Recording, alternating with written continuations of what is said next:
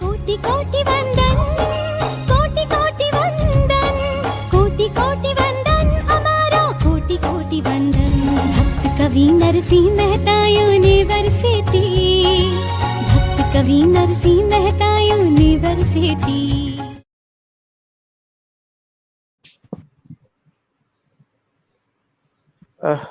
सर्वे जय श्री कृष्ण, नमस्कार, good morning.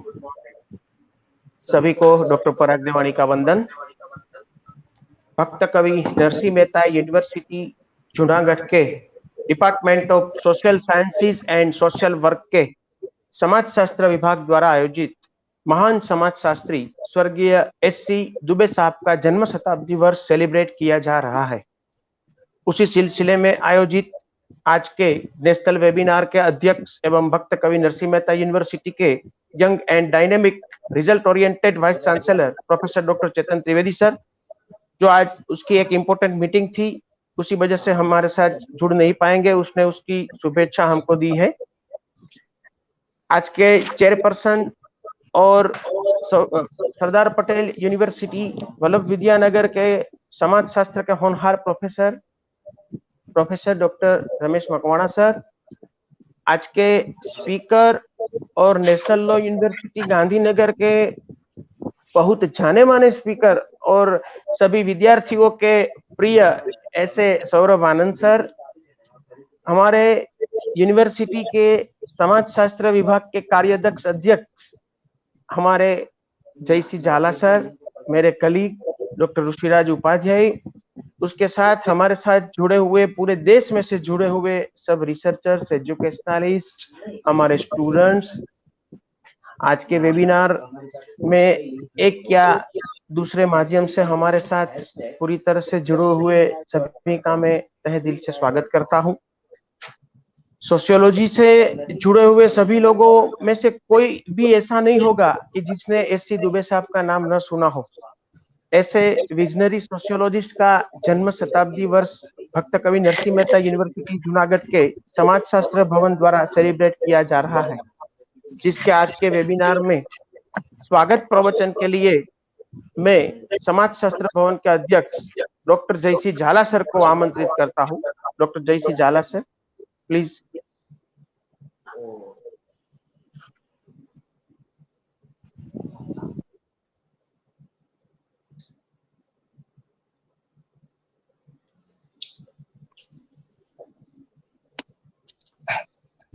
नमस्कार। नमस्कार, आवाज आ रही है जी। भक्त कवि नरसिंह मेहता विश्वविद्यालय जूनागढ़ गुजरात के समाज शास्त्र विभाग द्वारा आयोजित भारत के प्रसिद्ध समाज शास्त्री एवं मानव शास्त्री S.C. दुबे साहब की शताब्दी वर्ष के उपलक्ष्य में आयोजित इस व्याख्यान श्रेणी में आज उपस्थित हमारे साथ कुछ ही देर में जुड़ने वाले इस व्याख्यान श्रेणी के अध्यक्ष प्रोफेसर रमेश मकवाना साहब, बीज रूप वक्तव्य के लिए उपस्थित साहब एवं डिजिटल माध्यम से जुड़े हुए आप सभी लोगों का मैं तहे दिल से हार्दिक स्वागत एवं अभिवादन करता हूं। दोस्तों, हम सब जानते हैं कि भारतीय समाज शास्त्र न केवल समाज शास्त्र में ही, भारतीय समाज शास्त्र में बल्कि भारतीय ऑल ओवर समाज शास्त्र के बारे में देखें तो ग्रामीण अध्ययन का प्रारंभ से ही महत्व रहा है और इस क्षेत्र में हमारे जाने माने S.C. दुबे साहब ने ग्रामीण अध्ययन में बहुत बड़ा काम किया है। अगर हम ये भी कह सकते हैं कि एक एंथ्रोपोलॉजिस्ट एवं सोशियोलॉजिस्ट, अगर उसको किसी के विषय से ख्याति मिली है तो वो ग्रामीण अध्ययन से मिली है।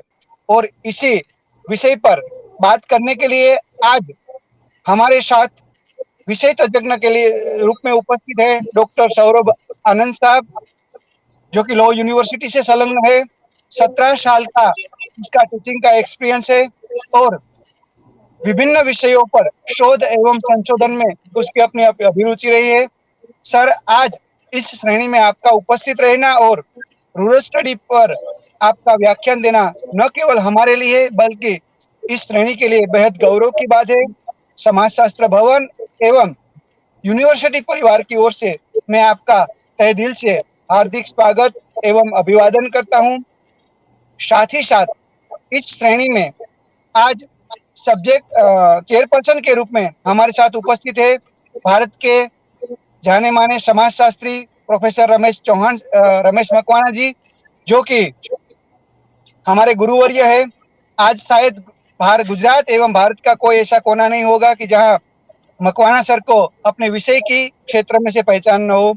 सर, आपका इस श्रेणी में उपस्थित रहना एवं चेयरपर्सन के रूप में विशेष रूप से उपस्थित रहना हमारे सभी के लिए बेहद गौरव की बात है। मैं आपका इस श्रेणी में हार्दिक स्वागत एवं अभिवादन करता हूं। साथ ही साथ डिजिटल माध्यम से जुड़े हुए भारत एवं भारत के बाहर के सभी लोगों का मैं तहे दिल से हार्दिक स्वागत एवं अभिवादन करता हूं। Thank you sir. Thank you very much, sir, for your warm welcome speech. Ramesh Makwana sir, आपका स्वागत है। और अभी हम लोग, आप चेयरपर्सन हो तो बस आपकी अनुमति से हम लोग आज का हम लोग बीजरूप वक्तव्य के स्वरूप में सौरभ आनंद सर का लेक्चर स्टार्ट करते हैं। तो मैं सौरभ आनंद सर को ही रिक्वेस्ट करूंगा कि सर आप आपका बीजरूप वक्तव्य दें, please sir. Thank you so much Parag भाई। सर, मैं ऑन पे हूँ तो थोड़ी लिए ऑफलाइन हो जाऊंगा sir, sorry. Sure sir. First of all I would like to thank the entire team of Bhakt Kavi Narsinh Mehta university Junagadh for giving this wonderful opportunity. Parag bhai, Rishi bhai, Jhala sahab, and the entire team of Department of Social Science and Social Work. I know personally that since long time my association with this university is that they are continuously having different kind of webinars, seminars, conferences, making the best optimum use of sharing the knowledge, creating an awareness in the subject of sociology. So it's a great salute and hats off to the entire team, Jhala Sahab, Rishi Bhai and Parag Bhai, under the great leadership of Vice Chancellor of Junagadh University. So it's a complete team effort. And for me, it's an honor that my Guruji is the chairperson of today's webinar, Ramesh Bhai Makwana Sahib, because I have a huge respect for him, because Jhala Sahib already told that he is a well-known, acclaimed sociologist, because one has to accept this thing, कि basic वो आनंद सरदार university से हैं, but his name and fame is known because of his work. अपने काम के चलते पूरे देश में उनकी ख्याति है, और उनके सामने यदि मैं बोल पाऊं तो यदि कोई गलती हो, मकवाना साहब एंड जाला साहब, everyone kindly excuse, because still I consider myself as a student of sociology only, कि मैं भी आप सबके संसर्ग में सीख ही रहा हूँ, and whatever learning I can develop and have it, I'm going to share with all of you, because I always believe in the word of Toffler, जिन्होंने कहा था कि आने वाली सदी उनके लिए है who is willing to learn, relearn and unlearn. मतलब कि आप सीखने के लिए भी आप तैयार हो, फिर से सीखने के लिए तैयार हो, और पुरानी चीजों को छोड़ने के लिए तैयार हो. तो that is the purpose of any student should be throughout his life. बेशक हम सबकी एक I can say एक designation है in the status, I can say in the sociological term status बोलते हैं कि हमने particular achieve किया status को, कि I am assistant professor, Sahab is our chairperson, XYZ. But again, throughout our life, we are the student of sociology only. और इसी को रख करके आज का व्याख्यान में शुरू करूंगा, और क्योंकि जिनकी बातें मैं करने वाला हूँ Shyamcharan Dubey sir, because this great scholar, for me, I as a student, because मैं जब master कर रहा था, MA sociology कर रहा था चंडीगढ़ से, at that time it was a kind of subject which was being taught under Indian sociologist, Indological thinkers. उसमें से पढ़ाया जाए कि भैया कैसे से स्कॉलर्स हैं जिन्होंने भारतीय समाज के प्रति अपनी जानकारी अपनी लिख दे have written a work on that. तो इंडियन विलेज के नाम पे वी यूज्ड टू लर्न कि समीरपेट एक जगह है हैदराबाद के पास, अब आज के में तेलंगाना हो जाता है, at that time it was Andhra Pradesh, जहां पे उनकी स्टडी होती है.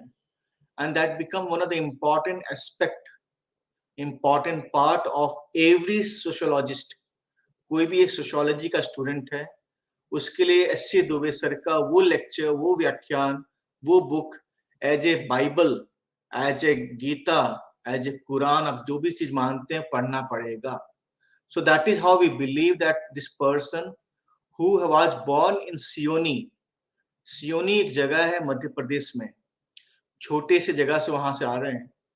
And during his, I can say, academic year, he did his master in political science. You see his qualification. He's a master in political science from Nagpur University. वहां से पढ़ाई करने के बाद he started his teaching career at Hislop College. Hislop College में as a lecturer in political science he started his career. And you see his kind of growth. क्योंकि मैं बाबा अपने बच्चों को भी कहता हूँ कि you should not be defined what you have learned. Rather, you should be defined what you have achieved through your work. अब अपने कार्य से अपने आप को दोबारा रेखांकित कीजिए कि आप कौन हैं, क्या हैं. तो professor Dubey sir was like that only. We consider him as a sociologist. We consider him as an anthropologist. And before that, he was a political scientist.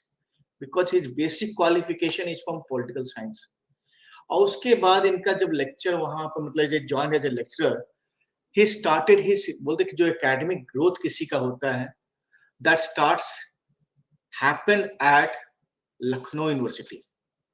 So when he moved to Lucknow University, at that time, under the guidance of great anthropologist of India, Professor D.N. Majumdar, under his guidance, he started to learn many more new things about the interface of society, culture, and politics in that time. And that is how his understanding become more widened. कि आज की date में हम जब बात करते हैं अपने आप को हम बांध लेते हैं कि जी हम सोशियोलॉजी के हैं, हम सोशल वर्क के हैं, हम पॉलिटिकल साइंस के हैं, हम इकोनॉमिक्स के हैं. लेकिन जैसे हम बात करते हैं, it is a department of social science. Each one of us are student of social science only. हमारी सोच आपस में इंटरडिसिप्लिनरी और मल्टीडिसिप्लिनरी होनी चाहिए. हम जो पढ़ रहे हैं या पढ़ाई कर रहे हैं, उसकी सोच बाकी क्षेत्र में, बाकी सब्जेक्ट में भी उतनी इंपॉर्टेंट है. बेसिक में उसको as a study from the sociological perspective the same thing. Like for example, जब मैं कास्ट की बात कर रहा हूँ, जाति व्यवस्था की बात कर रहा हूँ, तो मैं एक समाज के एक बना हुआ एक स्तरीकरण, दैट इज स्ट्रैटिफिकेशन को रूप में देख रहा हूँ कि पर्टिकुलर हायरार्की की बात हो रही है, particular way of living in the society की बात हो रही है. वही कास्ट को, उसी शब्द कास्ट को political scientist as a tool of democracy की बात कर रहा है. वो डेमोक्रेसी की बात जब करता है तो राजनीतिक व्यवस्था की बात कर रहा है कि किस तरह से राजनीति में जाति का समावेश दिखाई देता है. जब वो इकोनॉमिक्स की बात करता है तो अपने कास्ट में we have the concept of jajmani system, जो हमने पढ़ाई की थी. जजमानी सिस्टम क्या है, जिसमें जजमान कामिन की बात. सो एक कास्ट अपने आप में देखिए एक मल्टी डिसिप्लिनरी अप्रोच के साथ दिखाई दे रहा है. तो that is a learning we should have as a student. कि हमारे जितने भी यंग स्कॉलर्स हैं, PhD स्टूडेंट्स हैं, पोस्ट ग्रेजुएट स्टूडेंट्स हैं, या अंडर ग्रेजुएट वाले बच्चे जो बैठ सुन रहे हैं हमारी बातें, उन सबसे यही दरखास्त है, यही गुजारिश रहेगी कि you should develop to have your wider approach. Don't try to confine yourself with the limited knowledge of your own domain. We may be student of sociology, but our reading should be across the subject. And that is how you can become a great learner, a great scholar. So that is how this example of S.C.Dube is a very apt, बहुत सटीक, बहुत ही उपयुक्त example दिखाई देता है कि political science से start करते हैं, डिपार्टमेंट ऑफ सोशल एंथ्रोपोलॉजी में ज्वाइन करते हैं इन लखनऊ यूनिवर्सिटी, वहां से इनकी जर्नी स्टार्ट होती है. And eight that time during his PhD program, he studied on Kamar, Kamar. Kamar is a particular kind of tribe being found in Madhya Pradesh. उन पे इनका काम होता है, and that is later on being published in his work. तो इनको एक तरह से गाइडेंस मिलता है under Majumdar sir to develop the anthropology, and that he became the part of the publication of Eastern Anthropologist. उसके बाद his another, I can say, leap, एक another jump मानते हैं इनके academic career में, that when he went to Osmania University. तो Osmania University में when they were department of sociology were being set up, he joined as a reader. So वहाँ के जो vice chancellor थे, he asked the panel from across the discipline to come for the interview. A person who is from veterinary science, who is from agriculture, education, across social science, सभी के साथ उनका रखा, उनके बीच में इनका सिलेक्शन एज ए रीडर का होता है दुबे सर का, because he believe that the learning, because आज की डेट में हम जब बात करते हैं कि national new education policy NEP की हम बात कर रहे हैं, तो न्यू एजुकेशन पॉलिसी उसी चीज को रेखांकित कर रहे. They are trying to draw the similar kind of thought which at that time people were using, but later on we left, क्योंकि learning cannot be defined only in one domain. A subject cannot be defined only in one domain. That is how Professor Dube has been appointed as a reader at Osmania University, and at that time he got the first time a kind of understanding how there's a link to draw between a theory and a field work. Because you understand as a sociologist, हम sociologist में सबसे बड़ी खासियत है कि we do not take the subject as it is being written. We try to analyze, we try to identify by going to the field, try to have the empirical study, and then we try to formulate those findings in our research, and then we want to create a new kind of theory. So that is how sociology become so popular among the social science, because of its new kind of paradigm, new kind of approach, which our classical thinkers like Auguste Comte did. तो आपने Auguste Comte नाम सुना भी होगा. तो उन्हें positivism की बात की. पॉजिटिविज्म क्या हुआ? The positivism itself is a term to have the scientific study of society. तो उस तरीके से ही हमें अपने सब्जेक्ट को as a student also, whatever we try to understand, whatever we are learning in class, need to explore when we go to the field. And that is how S.C.Dube made his first remarkable work of Indian village, that is by going to the Samir pit. So that is how his study started. He brought all the new kind of understanding of caste, new kind of rituals, which is very important in defining the any society.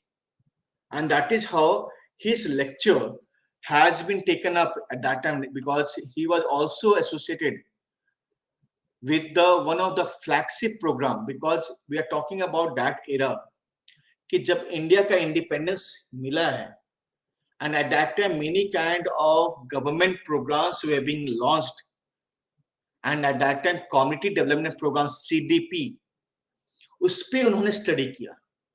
You see the kind of person, मैं आज हम जब बात कर रहे हैं किसी policy का, किसी प्रोग्राम का, उस समाज के लिए क्या करता है. And if you take any policy, like for example Ujjwala Yojana, just take an instance. Ujjwala Yojana is a flagship program of the government of India. Whether Ujjwala Yojana is trying to fulfill the objectives whatever that program is stating. Yadi aap as a scholar, if you take up such kind of study, then it definitely makes a remarkable impact in the subject of sociology. And that is how this great eminent scholar, Dube sir, made up through community development program. And due to his work, because जब मैं बात करता हूँ आप काम करते हो, एक चीज ये मानने वाली बात है, because his journey again you see, because when I was researching for this lecture, so I read the article written by great eminent sociologist Mehta on S.C.Dube. तो वो उनकी बात में बहुत कुछ खासियत है, ये चीज हमेशा मानने वाली बात है, क्योंकि हम what we consider, there are certain I can say the knowledge centers in any country. Like for example, हम दिल्ली की बात करते हैं तो knowledge center मानते हैं, हम बड़े शहर जैसे मुंबई की बात करते हैं, हम गुजरात में अहमदाबाद की बात करते हैं, या हम if you go to Calcutta, we consider it a knowledge center. When you say knowledge center, because why we consider knowledge center? हम ये मानते हैं कि उस जगह पे पढ़ाई लिखाई करने से आपको अच्छा exposure मिलेगा, you will develop as a good, I can say, scholar. It is our mindset, nothing wrong in that. हम भी इसलिए आज के डेट आप देखते हो हर साल एक बड़ी संख्या में तादाद में एक large number of people they try to move to Delhi, move to big city, because for the better future. It's all about that. But again, Professor Dube, he makes a new kind of understanding in his own lifetime. For getting after reader, he moves to Sagar. And where is Sagar? Sagar is a place in Madhya Pradesh once again. And there he becomes the professor over there. To get the, and again, हम कभी काल बोलते हैं कि छोटे शहर के लोग क्या कर सकते हैं. This person proved because of his work, exemplary work, because despite living in a small city like Sagar, he proved to the world that what kind of the respectful scholar he was. वहां से उन्होंने काम करके he proved to the world that people should recognize because of his work, not because of his particular university, particular city where he is associated with. तो ये हम सब में एक हमें केवल we always have the guilt feeling कि हम छोटे शहर में हैं इसलिए हम कुछ नहीं कर सकते हैं. ऐसा कोई बात है ही नहीं. Now this world is changing, and that is how in before the era of digital, I can say, world which we are having today, उससे पहले ही काफी समय पहले Dube sir proved himself because of his work. And then in all those times, he also got an opportunity to move to London also. And at that time, when he went to London at the School of Oriental and African Studies as a visiting lecturer, he had another leap in his academic year. Academic life में उनको एक another leap मिलता है जहाँ पे he made all his fieldwork to come together, and under the able guidance and able supervision of Raymond Firth, उनकी पहली किताब निकलती है. You see the kind of journey he is having. And at the age of 35, he was being nominated at Osmania University to become professor at the age of 35. But despite, again, why he shifted to Sagar? Because he was being denied to get the professor over there. And then he shifted to Sagar University, and they gave the position of professor over there. So, journey है कि एक particular scholar की है. An Indian village, when you talk about it, he provided the understanding to the world map पे लेके जाते हैं on by his work on Indian village, which is a holistic study of Indian village. And it is a time when anthropology was moving from its primitive tribal reserve to village studies. जब हम anthropology की बात करते हैं, क्या करते हैं? Study of humans. Anthropos plus logy, that is how we say, study of humans only. So यहाँ पे हमेशा हम जब का बात करते हैं, when we read the work of Kroeber, when we read the work of Redcliffe Brown, when we read the work of Malinowski, तो हम उसमें क्या देख रहे हैं कि ट्राइबल कल्चर, प्रिमिटिव कल्चर की बात करते हैं, हम उसी को रेखांकित करते हुए give emphasis on that kind of thought. Here is another scholar, S.C.Dube, who is bringing the village study as a part of anthropology. You see his understanding. how he is developing the subject. And that is how he brought the village study at the global level to make the world to read about it, and which became one of the most prominent work, one of the most important work for any student. आज हम यदि उनके व्याख्यान में कर रहे हैं, we are celebrating his 100 years because of his duties work. And still today, because मैंने जब बात कर रहा हूँ कि इंडियन विलेज की बात करते हैं कि रिविजिट किया जाए, because वो बुक आज के दिन में भी in today's time also that book has the relevance for any student. वो कभी भी when we say classical writings, तो क्लासिकल राइटिंग्स कभी भी टाइम बाउंड में नहीं डिफाइन होता है. Like for example you have the writing of M N. Srinivas, you have the writings of D.N. Majumdar, you have the writings of Dhanagare, you have the writings of Ghure, you have the writings of Parson, anyone is the Karl Marx and Max Weber, whichever writings say, these are classical writings. Because किसी भी student को इसको पढ़ने की जरूरत हमेशा पड़ेगी. So that is how S.C.Dube's work considered as one of the most classical writing. And again, when he went for another kind of study, for which he is known for in the world, that on his understanding on development, because he's moving in that how the society is transforming, how the society is dynamic, and he's moving to the the flexi programs that just not told on CDP, and he went to the part of Saharanpur district, which is in the western UP. वहां पे under Cornell project he has been nominated to conduct a study, and in that particular study he talked about another understanding which got published, India's changing village, human factors in community development. You see the writing of the book, the title of the book, India's changing village, human factors in community development. यदि हम बात कर रहे हैं किसी भी programme की, किसी भी पॉलिसी की, उस पॉलिसी को किसके लिए बना रहे हो आप? You are not making that policy for making for in a vacuum to create. हम किसी खाली जगह के लिए नहीं बना रहे हैं. Whatever policy and program we are trying to create, that is going to serve the needs of the human society. जहां पे ह्यूमन सोसाइटी या ह्यूमन एंगल मिस कर रहा है, वो प्रोग्राम और पॉलिसी का सक्सेस रेशियो अपने आप कम हो जाता है.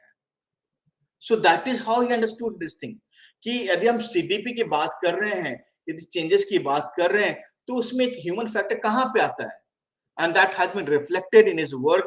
And again you see his again the kind of, because a person like S.C.Dube, it's very small for all of us as a student to summarize his journey, because हम लोग उनके सामने कुछ भी नहीं है. We are nothing in front of the work which Professor Dube did in his lifetime.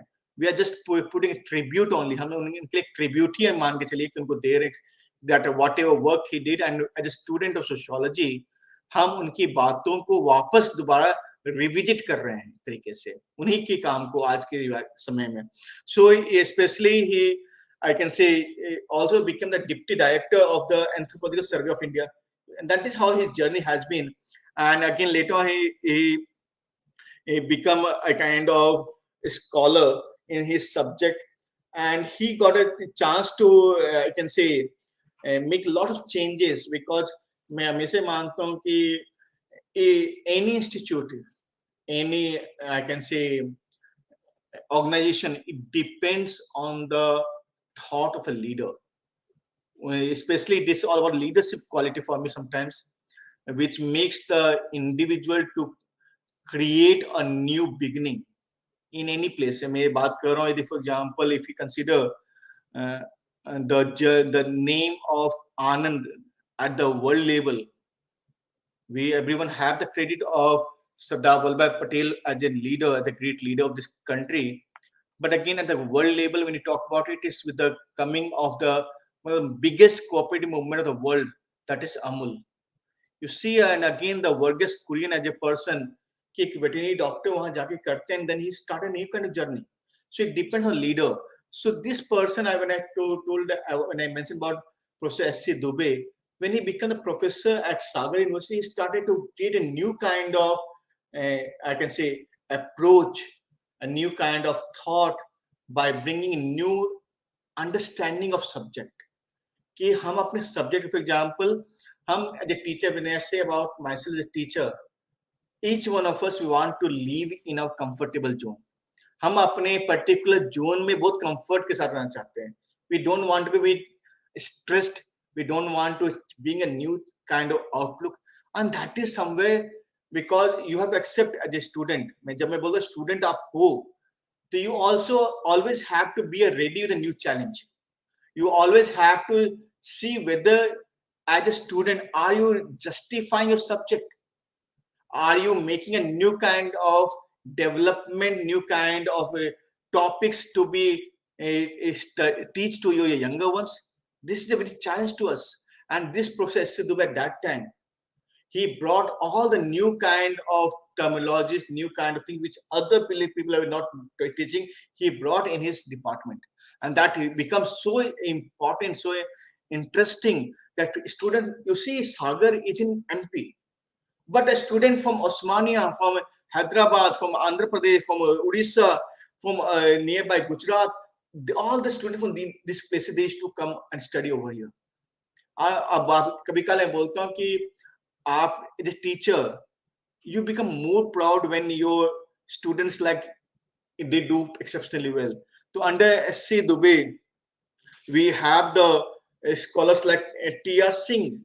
T.R. Singh was his assistant in Sameerpet project, but he later became one of the most acclaimed anthropologists at later stage. Yogesh अटल, हम आज की date बात करते हैं, योगेश अटल sir की बात करते हैं। योगेश अटल, we consider him as one of the most renowned sociologists. But again, he was also one of the student of S.C.Dube sir. So this is a journey of a scholar, as a student. हम जब बात, as a teacher जब बात करते हैं, आप किसके अंदर काम कर रहे हो, फिर उनके नीचे कौन आगे बढ़ता है. That is how the legacy is being created. So S.C.Dube sir के office में, when he was a professor, a student from any walk of life can meet him. That is a kind of generosity of a great scholar, and can take his advice, take his help, and that is how we should develop. कि यदि आप में ज्ञान है, मानते हो कि आपको कुछ आता है, it always get multiply if you start sharing. यही खासियत है ज्ञान में. It is the beauty of the knowledge. The moment you start sharing your knowledge, it becomes more better, more, I can say, expanded, and more new things are coming to you. The moment you consider कि भाई मेरा knowledge मेरे तक रहेगा, and I have the copyright of that knowledge, patent of that knowledge, then it becomes very narrow. To great eminent people, those who are known for his work, they're not known only for his writings. They're known for his attitudes, his behavior, his approach towards the younger ones. So as a student, you also, when you get an opportunity, मैं हमेशा ये रखता हूँ बात को, when you get an opportunity, you should always hold the hand of the younger ones, because that is, they are also looking at you. So in that way, S.C.Dube has proved himself as an exemplary leader.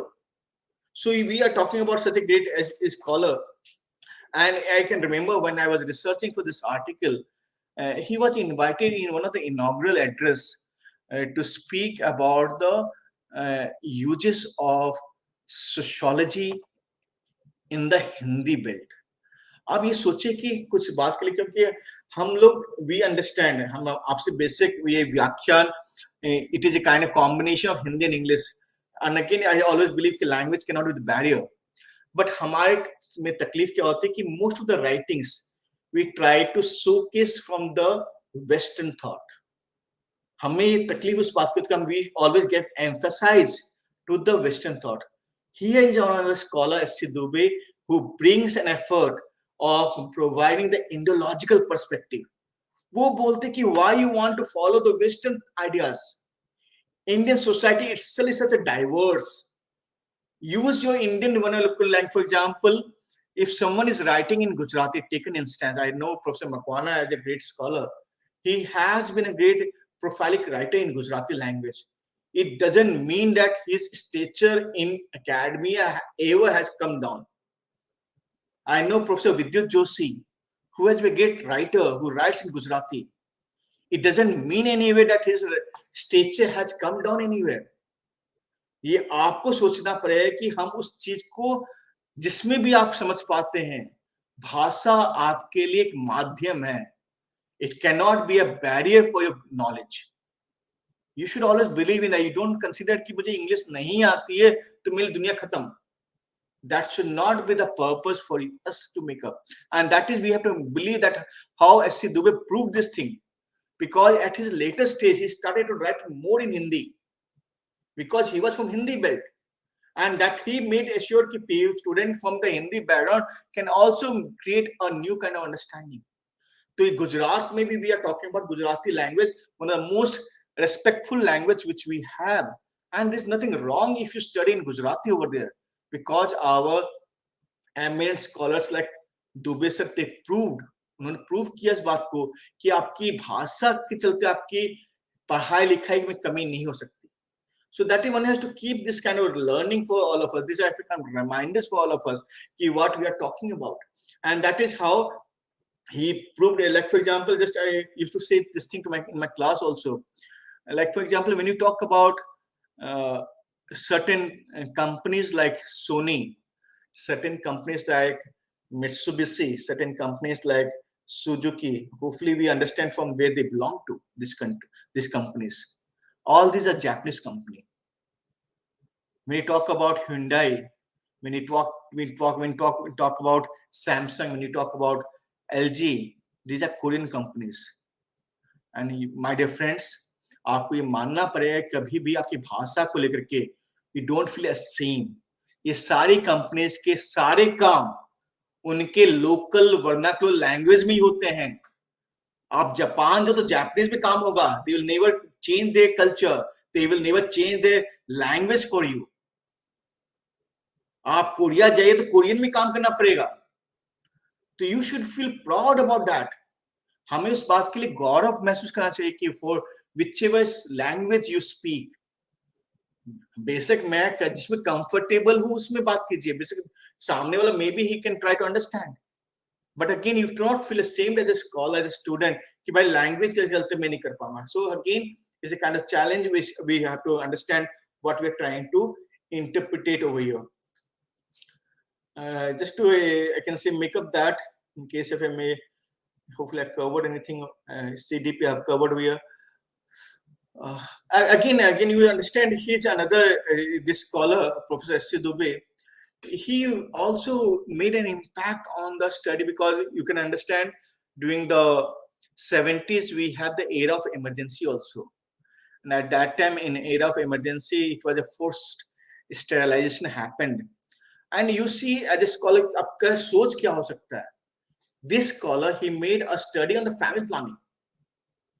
Do you understand a policy and program need to be bridged together? That is how S.C.Dube has mentioned always in his writing कि आपकी जो पढ़ाई लिखाई है, this particular study is a solution to the problem of the society. क्या आप जो पढ़ाई लिखाई कर रहे हैं, क्या ये पॉलिसी या प्रोग्राम में या सॉल्यूशन का dairy officer are they creating an opportunity for bringing a change in the society? And that is how S.C.Dube writing had been, and that's why his writing has become the part of all the, I can say, training programs of the government. His writings have become so popular that he was being invited different places to speak with among the gazetted officers. Because there's a need, because हम क्या समझते हैं कि जो हम university में पढ़ाई कर रहे हैं, जो हम कॉलेज में पढ़ाई कर रहे हैं, उसको वहीं तक बांध लेते हैं. कंसर्न ये होना चाहिए क्या वो पढ़ाई का समाज के प्रति कोई सॉल्यूशन है, समाज के प्रति कोई जवाबदेही है. And that is how through his writing he made that the research should be based to provide solution. आपका रिसर्च ये नहीं कि हवा में बात कर रहे हैं निकल के भाई बड़ी बड़ी बातें. And again this person you understand about S.C.Dube, a great respect to this eminent scholar. He was against any kind of jargons बोलते हैं, jargons कभी कभी हम बोलते हैं कि आप ऐसे शब्दों की चयन कीजिए, शब्दावली आप ऐसा यूज कीजिए जिसके चलते लोग भाई भाई क्या क्या बात कर रहे हैं, लेकिन हकीकत में वो बातें किसी को समझ में नहीं आती है. कभी कभी we use such kind of metaphors, we use such kind of, I can say, words which is beyond explanation. और हमें लगता है बहुत बड़ी बातें इस पर्टिकुलर प्रोफेसर ने, पर्टिकुलर टीचर ने, पर्टिकुलर स्पीकर ने बोला है. मैं हमेशा ये मानता हूँ और S.C.Dube के लैंग्वेज में कहता हूँ कि यदि आपकी बातें आपके ऑडियंस के बीच में समझ में आती है, then that is the best language to speak. यदि आप जो लिख रहे हो आपके रीडर के समझ में आता है, that is the best research to speak, and that is how S.C.Dube proved. He was against all such kind of jargons which people try to use to impress others. Sometimes हम इस चीज में फंस जाते हैं कि हम लिखें क्या जिसके चलते इंप्रेशन बना ले.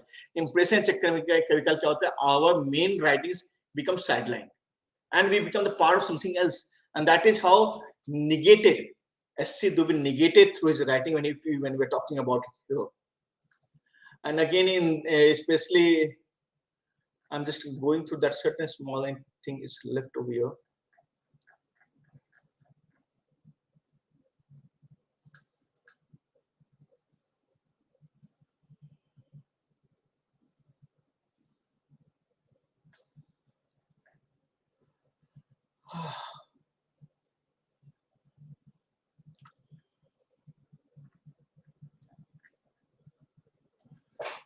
So when we're talking about S.C.Dube here, I'm mentioning over here S.C.Dube in context of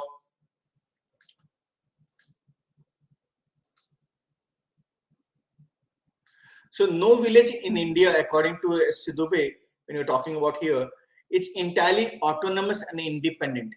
So when you talk about any Indian village, it is again it's a unit of a larger social system.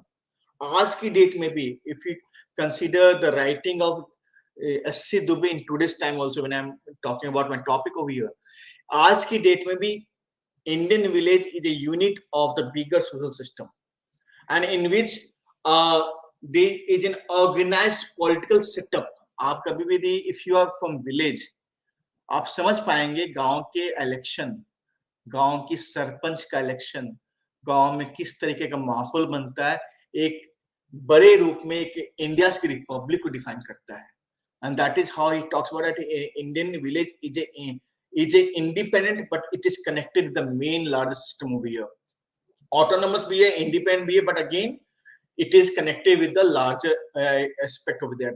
An individual can also be identified as a caste, as a member of a caste, as a member of a religious group, as a tribe which has a larger territorial spread and includes numerous village communities.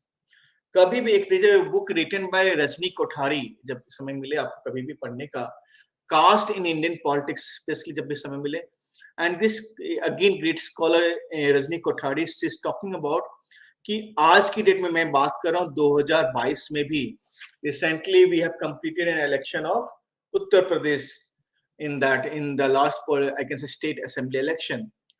If you see the selection of a candidate,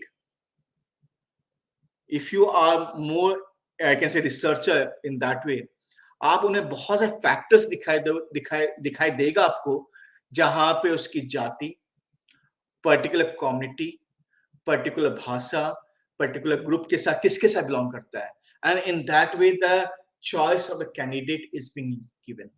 तो ये बात SC. Dubey already has mention long time back, और वो आज की date में भी वो that is true. Till in today's time also the selection of the candidate in any election is dependent on that, because an individual is a member of so many groups, and that is how he's talking about that. Jahan pe there are different kind of the sanction is there is a different kind of authority there. Just say for example like you can remember there are lots of the caste based panchayat. हमने जाति व्यवस्था में इसकी सब का सुना कि जाति कि खुद का अपने पंचायत व्यवस्था होती है, and till date this particular caste based panchayat has immense importance. अभी भी उनकी एक इंपॉर्टेंस है. हम जब बोलते हैं कि पर्टिकुलर महासभा हो रहा है पर्टिकुलर जाति समूह का, उसका एक इंपॉर्टेंस, वहां पे लोग आते हैं. डिस्पाइट हम जब बात करें कि भैया इंडिया इज चेंजिंग, भारत बदल रहा है, लेकिन भारत के कुछ मूलभूत ढांचाएं, मूलभूत structures remains completely permanent, change नहीं हो रहा उसमें कुछ भी. और ये S C. Dube long time back he is reflected, because in Indian society there is a different way of looking at it. We maybe consider as a progressive and sitting over here, बहुत modern मानते हैं, but somewhere down the line the moment I start to identify myself who I am. तो ये बहुत कुछ वहां पे दिखाई देता है. That is how in village still we have that reflection. आपको गांव में जाके ये चीज दिखाई देगा कि चीज, because when you talk about city life, and that again I will go back to the writing of Durkheim. Durkheim talks about कि anonymity होती है city life में. Organic solidarity की जब बात करें, anonymous है वहां पे. People don't know each other, and that is how we try to hide. But the moment you come to your root, आप कहाँ, your root starting from your village. आपका रूट अभी भी विलेज से जुड़ता है कहीं ना कहीं जाकर के. People try to trace your root from where you belong to. वहां पे आपको फिर identify करवाते किससे आप. So that is how S.C.Dube also has mentioned about that, how the things are being to be understood over here. And we are talking about another, I can say, important work of S.C.Dube is Contemporary India and its Modernization. And that is how I'm talking about कि India is changing. Bharat बदल रहा है. At that time also, in today's time also. So in that time also, when S.C.Dube is writing this book in the year 1974, Dube has discussed about the importance of bureaucracy, importance of leadership, importance of education, importance of planning and secularism, which is so important in today's time also. ये सारी बातें मैं जो 1974 में, almost you can see 48 years back, हम 48 years back हम बात कर रहे हैं कि 74 का जो राइटिंग है, बुक लिखा जा रहा है एस.सी. दुबे का, वो आज के दिन में भी उतनी ही इंपॉर्टेंट है.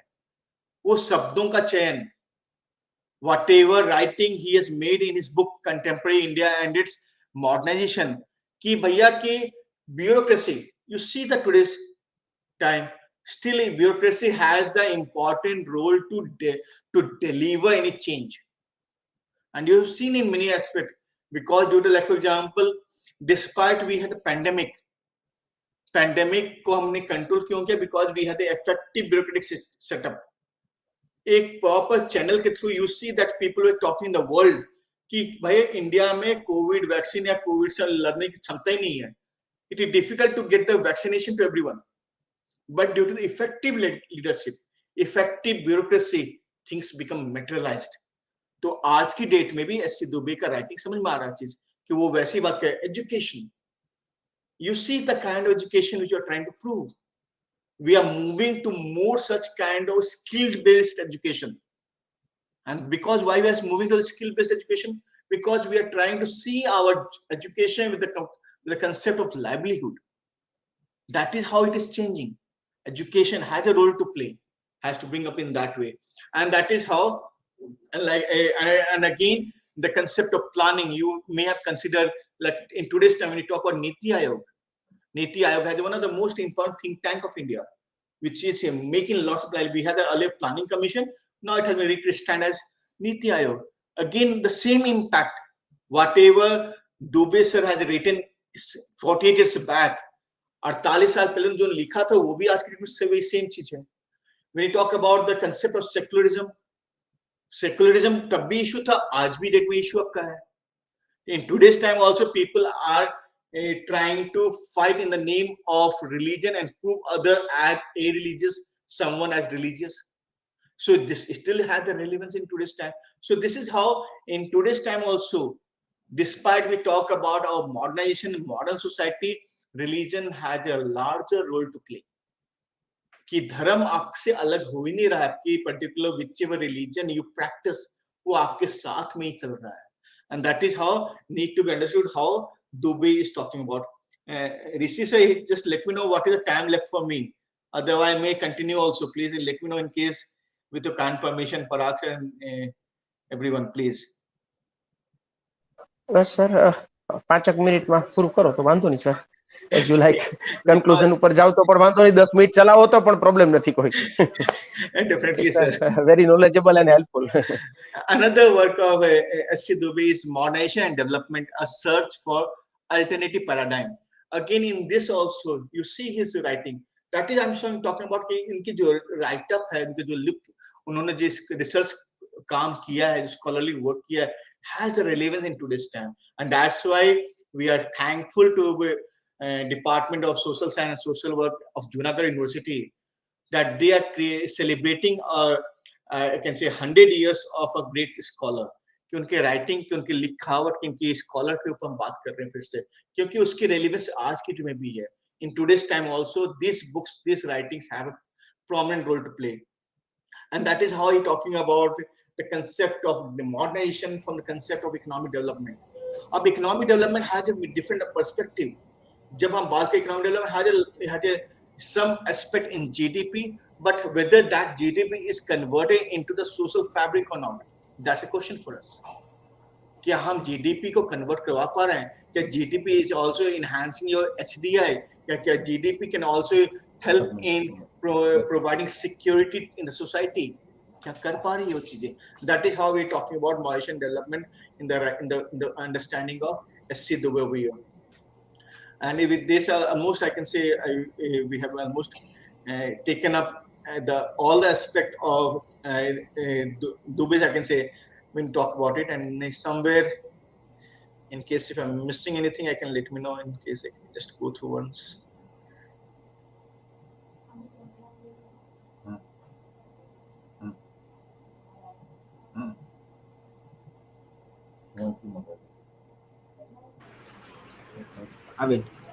So that's how we are talking. We're trying to understand about the work of a great scholar from his writing only. हम उनके सारे कामों को उनको समझने की कोशिश करें, because I cannot confine his work just in 1 hour, because it's too difficult for me as a student of sociology कि मैं ऐसे great eminent scholar का जो हमारे बीच में नहीं है, on which we are celebrating his work, to speak just in 1 hour, but I was trying to justify whatever I have done within that 1 hour. With this, I thank each one of you. मैं आप सबको तहे दिल से आभार प्रकट करता हूँ. I just give my thanks to each one of you. Big thanks to the entire department of social science and social work, to Rishi bhai, to Parag bhai, to Jala sahab, everyone, to the Vice Chancellor of the Junagadh University, to my great guru sitting over here, Professor Ramesh bhai. He has been a great support to all of us, and to all my audience, because they have the patience hearing to me, because सुन पाना आसान काम नहीं होता किसी के लिए भी. बोलना आसान है, लेकिन सुनना बहुत तकलीफ होता है. But thank you for your patience hearing, and in case if you have any question, I will be happy to take up. Thank you, Rishi. Thank you, Parag bhai. Thank you very much Saurabh Anand sir.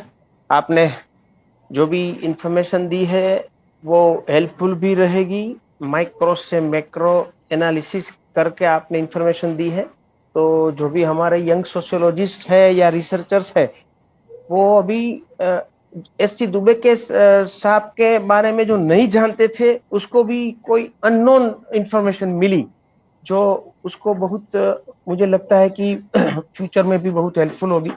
Once again thank you very much Saurabh Anand sir. अब मैं आज के हमारे chairperson और ऐसे sociologist के पूरे India में, हमारे इंडियन सोशियोलॉजिकल सोसाइटी के तो एग्जीक्यूटिव मेंबर है ही, और अच्छे वोट से वो इलेक्ट होके आए हैं, नॉट सिलेक्टेड बट इलेक्ट होके आए हैं. वो गुजरात का प्राउड भी है. ऐसे हमारे प्रोफेसर रमेश मकवाना सर को मैं एज ए चेयरपर्सन इनवाइट करता हूं कि आप चेयरपर्सन के रूप में अपना वक्तव्य दें. Professor Ramesh Makwana sir, please. Thank you very much doctor Parag भाई देवानी सर. सबसे पहले तो भक्त कवि नरसिंह मेहता विश्वविद्यालय के युवा active and technocrats vice chancellor professor doctor Chetan Trivedi sir को बहुत बहुत बधाई कि लगभग 2 मंथ से समाजशास्त्र विभाग को भारत के जो पायोनियर सोशियोलॉजिस्ट है प्रोफेसर S.C. दुबे पर एक लेक्चर सीरीज करने का जो समाजशास्त्र विभाग को एक अच्छा आयोजन करने का जो अवसर दिया, इसके लिए सबसे पहले मैं ऑनरेबल वाइस चांसलर सर को बहुत बहुत धन्यवाद देता हूं. और साथ में भक्त कवि नरसिंह मेहता के युवा अध्यक्ष और युवा समाजशास्त्री डॉक्टर जयसी जाला सर को भी बहुत बहुत बधाई, अभिनंदन.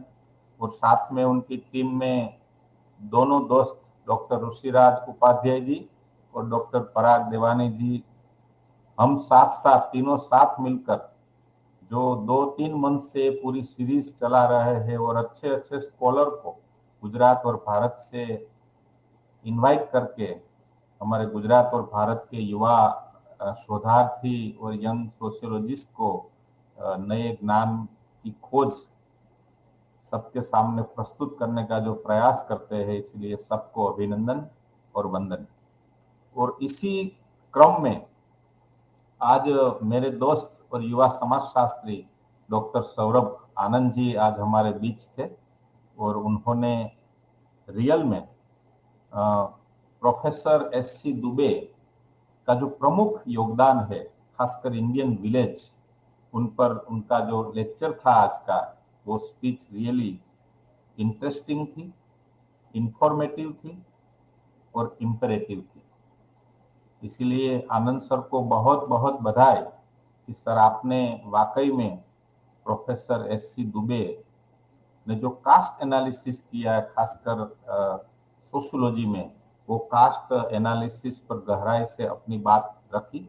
इसके साथ आपने जो डेमोक्रेसी में एक इम्पोर्टेंट टूल है कास्ट, उन पर भी आपने अपना एनालिसिस प्रस्तुत किया। और इसके साथ जो जजमानी सिस्टम है, M.N. श्रीनिवास और काफी समाजशास्त्रियों की बात रखकर आपने जो S.C. दुबे का प्रमुख योगदान है, खासकर इंडियन विलेज और इंडियन विलेज के जो अलग अलग एस्पेक्ट है, वो एस्पेक्ट पर आपने फोकस कर और गहराई से रियली इंफॉर्मेटिव एंड इंटरेस्टिंग बात आज हमारे सब के सामने रखी। इसलिए फिर से मैं बहुत बहुत बधाई देता हूँ। Many many congratulation sir. आपने काफी लेक्चर के लिए मेहनत की, वो आपकी जब प्रस्तुति हो रही थी तब हम सबको पता चला। दोस्तों, हम सबको पता है कि इंडियन सोशियोलॉजिस्ट बहुत कम है। इसमें S.C. दुबे को हम पायोनियर इंडियन सोशियोलॉजिस्ट कहते हैं, क्योंकि उन्होंने जो उनका जो मेन फोकस था वो इंडियन सोशल स्ट्रक्चर, खासकर रूरल सोशल सिस्टम को एनालाइज करने की उन्होंने कोशिश की। और सर ने सही तरीके से बताया कि जो उनका इंडियन विलेज का जो स्टडी है, वो आंध्र प्रदेश के हैदराबाद में स्थित, आज जो तेलंगाना क्षेत्र में आता है, वहाँ का एक समीरपेट विलेज है। वो विलेज पर सर ने काम किया था, दुबे सर ने। और जो पूरा काम था, सौरभ सर ने बताया कि वो संरचनात्मक प्रकार्यात्मक दृष्टिकोण से काम किया था, जिनको हम इंग्लिश में स्ट्रक्चरल फंक्शनल अप्रोच के पायोनियर भी दुबे को बोलते हैं। क्योंकि दुबे सर ने ये जो पूरा विलेज का स्टडी किया था, इसमें हम सबको पता है कि जो स्ट्रक्चरल फंक्शनल अप्रोच है, इसमें हम सोसाइटी को एक यूनिट के रूप में देखते हैं और जो समाज का एक फ्रेम के रूप में, एक यूनिट के रूप में देखकर इसका जो अलग अलग पार्ट है, एक अलग अलग इंस्टीट्यूशंस है, जैसे कि फैमिली है, एजुकेशन है, इकोनॉमिक सिस्टम है, ये सब अपने अपने काम करते हैं। और अब ये सब की काम की वजह से, सबके फंक्शन की वजह से हमारी सोसाइटी टिक सकती है, हमारी सोसाइटी का प्रोग्रेसिव होता है और हमारी सोसाइटी आगे बढ़ सकती है। ये जो गांव है, वो सर ने बताया कि 350 साल पुराना गांव। इसलिए as a sociologist I must say कि दुबे सर ने उन पर फोकस किया कि भाई इतना पुराना गांव है, तो वो गांव की जो पूरी सोशल सिस्टम है, इसमें क्या है, सोशियोलॉजिकल कौन से एलिमेंट कनेक्टेड है, इंटरकनेक्टेड है, किस तरह का डिस्प्यूट है, वो एग्जामिन करने के लिए उन्होंने 3 बातों प्रमुख रूप से हमारे सामने रखी है। इसमें सोशल स्ट्रक्चर की उन्होंने बात की, दूसरा organisational structure and judicial structure की बात की, एंड तीसरी जो बात की थी वो रिलीजियस स्ट्रक्चर की बात की थी। जहां तक सोशल स्ट्रक्चर की बात है, तो इसमें दुबे जी ने सबसे पहले क्या किया था कि वर्ण व्यवस्था की बात की, जो हमें हर तरह इंडियन सोशल स्ट्रक्चर में देखने को मिलता है कि भाई ब्राह्मण, क्षत्रिय, वैश्य, शूद्र, और जो अलग एक तरह का जो उनको एक मिला था वर्ण, वो अत्यंत जातियां, जो खासकर समीरपेट विलेज में उनको दिखाई दी थी। उन्होंने ये भी एग्जामिन करने की कोशिश की थी कि वहां एक मुस्लिम परिवार, खासकर मुस्लिम फैमिली भी बसवाट करते थे वो गांव के, तो मुस्लिम परिवार के साथ जो हिंदू परिवार थे उनको खासकर कास्ट सिस्टम के साथ किस तरह की रिलेशनशिप थी। जैसे कि जो सोशल स्ट्रक्चर में वो बताते हैं कि जो गांव में त्योहार होता है वो त्योहार में क्या सब साथ मिलकर करते थे, जैसे कि ईद का त्योहार हो या हिंदू का कोई होली का त्योहार हो, तो वो सब साथ मिलकर एंजॉय करते थे या अलग अलग। इसमें वो कास्ट रिलेशनशिप एग्जामिन करना चाहते थे कि जो गांव की कास्ट सिस्टम होती है वो हर कास्ट सिस्टम की एक अलग प्रमुख विशेषता होती, तो इसके तहत उन्होंने कास्ट रिलेशनशिप को एक अच्छी तरह से एग्जामिन की है।